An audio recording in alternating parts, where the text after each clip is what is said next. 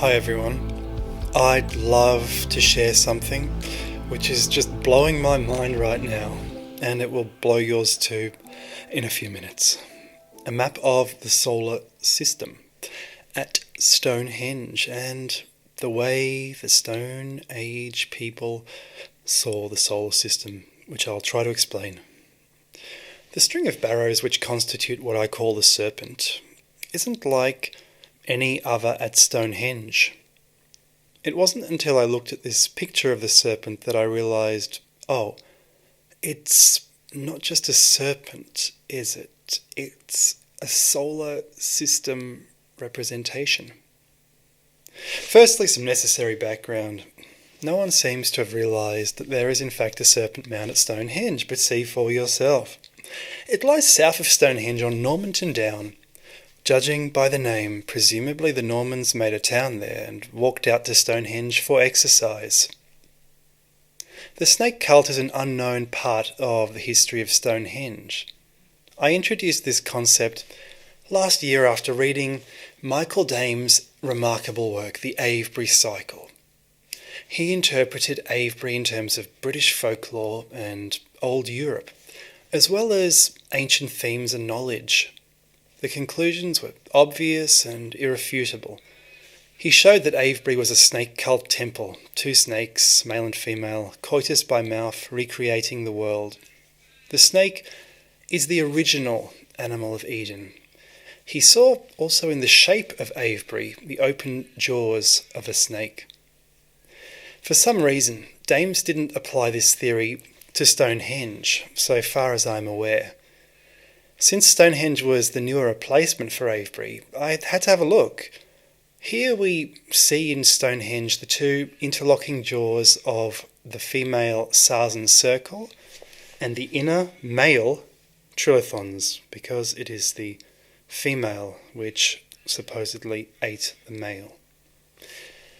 Any more snakes? There, just south of Stonehenge on Normanton Down. Remarkable. And look at that triangular head. It actually faces east like Easter, but that's not all. Now you're thinking, why snakes? They're just awful creatures. Well, in very ancient times, the snake was the holiest of animals. It is the god of the first garden, worshipped by Adam and Eve, and the first god of mankind. But in Genesis, clearly replaced by another god, a war god. Look at this relief from Pompeii of a male snake guarding an ophthalmos or centre of the world stone shaped like its egg. Along comes a larger female to eat him, mouth to mouth. Now this is what happens during eclipses. It looks like one set of invisible jaws enveloping something else, eating the head of another. And you see the egg being held, or head being held between them, a planet reborn in the sky.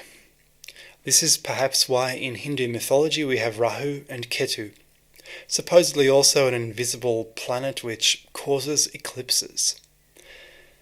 The snake monument is now for me the most remarkable part of Stonehenge, more than the stones themselves.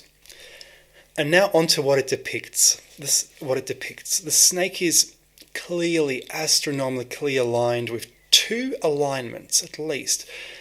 The head changes its direction to almost due east. That itself is highly religious. It literally turns towards Easter. Let's assume the head is the sun. We can then work backwards. We see four mounds immediately after. The four inner planets, Mercury, Venus, Earth and Mars. But what's that there? Another planet next to Venus. Now clearly this is not the case. I think it might be a representation of Earth's moon. Remember that the moon needs to pass in front of Earth to eclipse the sun. So why not place it further along in the solar system? It might even be the Rahu Ketu invisible planet of Hindu mythology. Then we see a great space with an erased mound in the middle. Does this represent the great gulf of space between Mars and Jupiter? Is the erased space representative of an erased planet, a destroyed planet? And then we get to, boom, a huge planet, Jupiter. And next to Jupiter, what do we see? Something oval? Well, what did Galileo see when he looked at Saturn with his primitive telescope? He wasn't sure if it was rings or a triple planet of sorts. Now, this looks like the shape of Saturn's rings, and these cannot be seen without at least a primitive telescope. What the Greeks called Hyperborea was identified as possibly Britain as late as the 4th century AD, and we seem to have a reference to a telescope. Now, Hyperborea means furthest north, and it was visited several times by the Greeks, by Greek traders and travellers over the centuries in ancient times. Hyperborea was held by the Greeks to be a place inhabited by peaceful 10-foot giants. They were said to have presided over a strange circular temple whose rites and priesthoods were moon-oriented and whose rituals were passed on through family ties.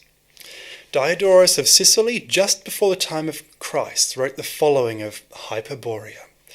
They say also that the moon, as viewed from this island, appears to be but a little distance from the earth, and to have upon it prominences like those of the earth, which are visible to the eye.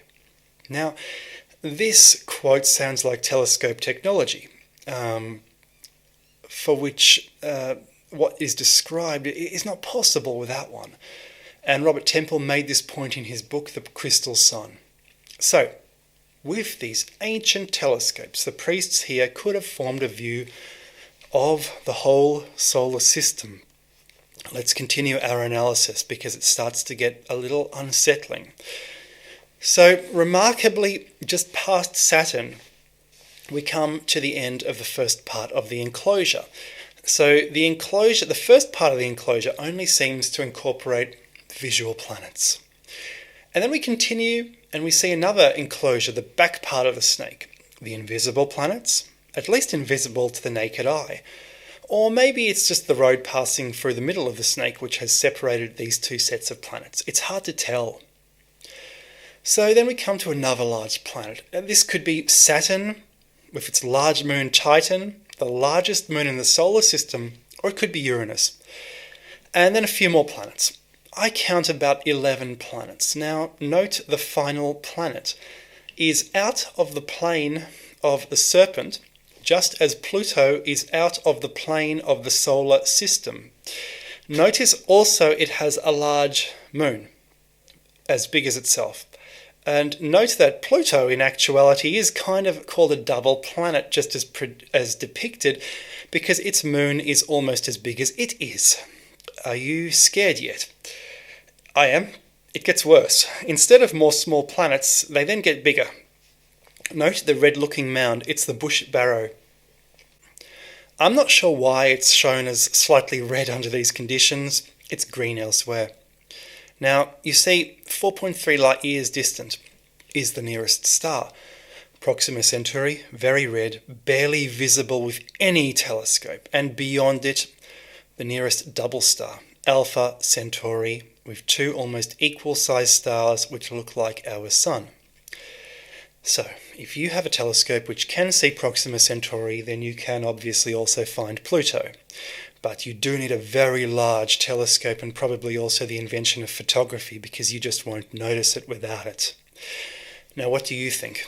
In a previous video, I suggested the Giza trio of pyramids seem to represent proton, neutron, and much smaller electron, but also the double Alpha Centauri, nearest star, and then the red pyramid, the tiny red star Proxima, 10 times smaller by volume, just as the Menkaure pyramid is 10 times smaller by volume than each of the double pyramids. So I can only fathom that if this is the case, and Giza really did relay ancient scientific knowledge, as legends in Egypt claimed, other Egyptians surely ventured here to Britain, set up their own version of Giza, and this was it. Now there is more to it. The planets, as you see in the snake, are also lined up. Now that is a world-ending event. It's a grand alignment. When such a thing happens in any ancient astrology, such as that read about in Ptolemy, you can read Ptolemy's Tetrabiblos, it's a bad, bad event, which is of course followed, thankfully, by new life and rebirth. It shows that Stonehenge is a temple to the destruction and recreation of the world. In this way, it sounds a lot like a Shiva and Kali theme. Now, since I made that video, a couple new photos have come to light which throw up shadows at different angles, which is rather interesting. So this photo is pretty much the same as the last photo. It shows a little more. Here we possibly have Neptune and Pluto being the furthest distance from the Sun, or the head of the snake. And as you see, they're vying for the position of furthest planet, with Pluto out of alignment as it is, out of the solar system's plane. Now, it's interesting because around here we have like possible dwarf stars, possibly Barnard star, or further off dwarf star, possibly a large star, Sirius maybe, which is not too far off, just 8 light years. This is 4 light years, so you double the distance, you get to Sirius. There's more stars around. It is the next picture I want to show you, which throws a little bit of confusion into what I said in the presentation, but we can interpret things differently. So here we essentially have more stars far away. And here is our solar system, or purported solar system. We have the 4 inner planets, but here we have an extra mound, which you could not see from the overhead view, because it's not a ring barrow, there's no ring around it, and you can only see it in shadow, but there is a mound there, and there appears to be another one there. Then we have a large possible planet, and then 2 more. So, let's interpret this differently. We have the Sun, Mercury, Venus, Earth, Mars, the Moon, but then we have 1, 2, a large planet, and another 2. Now, around Jupiter, which is possibly that, there are 4 very large moons which are as big as Mars.